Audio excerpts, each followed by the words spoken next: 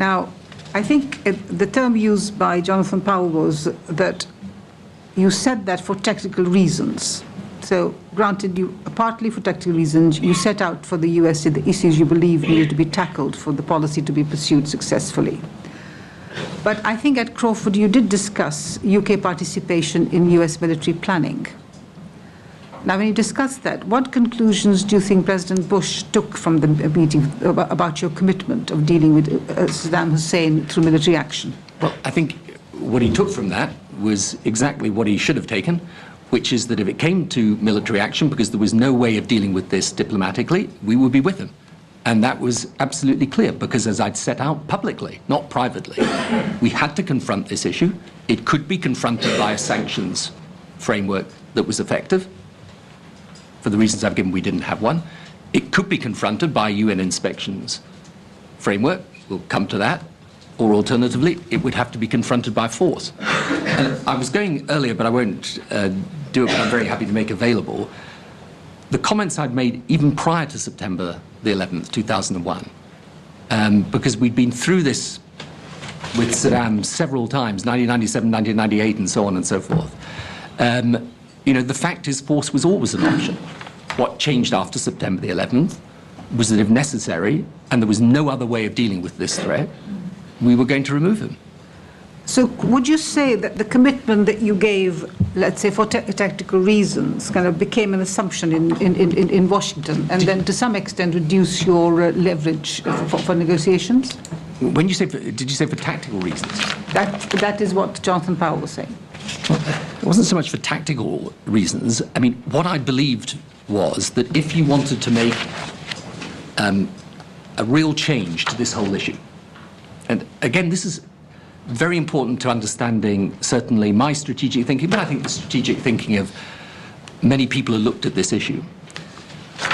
And I would probably have a far greater understanding of it today, actually, than even back then.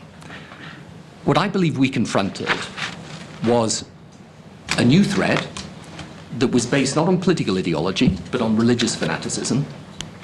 It was a complete perversion of the proper faith of Islam, but it was real and active, and they demonstrated their intent to kill very large numbers of us if they possibly could. What I was trying to set out, not for tactical reasons, but for deep strategic reasons, is what did we need to do to make a successful assault on this ideology that was so dangerous. And therefore, the Middle East peace process for me was not a kind of tactical thing. It was absolutely fundamental, still is in my view, to dealing with this issue. Okay, I think Sir Roderick wants to come in. You said a moment or two ago that you had agreed with President Bush not only on the ends but also on the means. But the Americans actually had a different view of the means, in that they were already planning military action and they had an explicit policy of seeking regime change. I mean, did you at Crawford actually have a complete identity of view with President Bush on how to deal with Saddam? Well, we were, of course, pushing the UN route.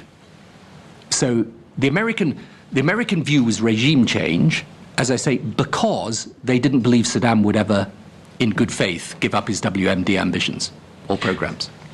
And you were insisting, ultimately successfully, that this should be done through the UN route. So actually your view of the means was actually different from theirs, because they would have been prepared. They weren't that keen on the UN route. You had to persuade them very hard. We did have to persuade them, although I think it's fair to say that even at that meeting, President Bush made it clear America would have to adjust policy if Saddam let inspectors back in and the inspectors were able to function properly.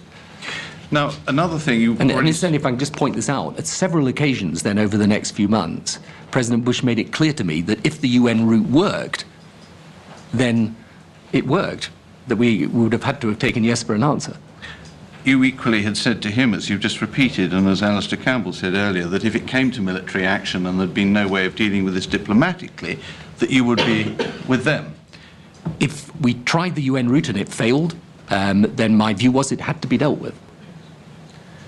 We'll come back to the question of where that left you in terms of your legal base quite a lot later on, because I think it's best we take that as a single subject in its own right. I think it'd be easier for both of us.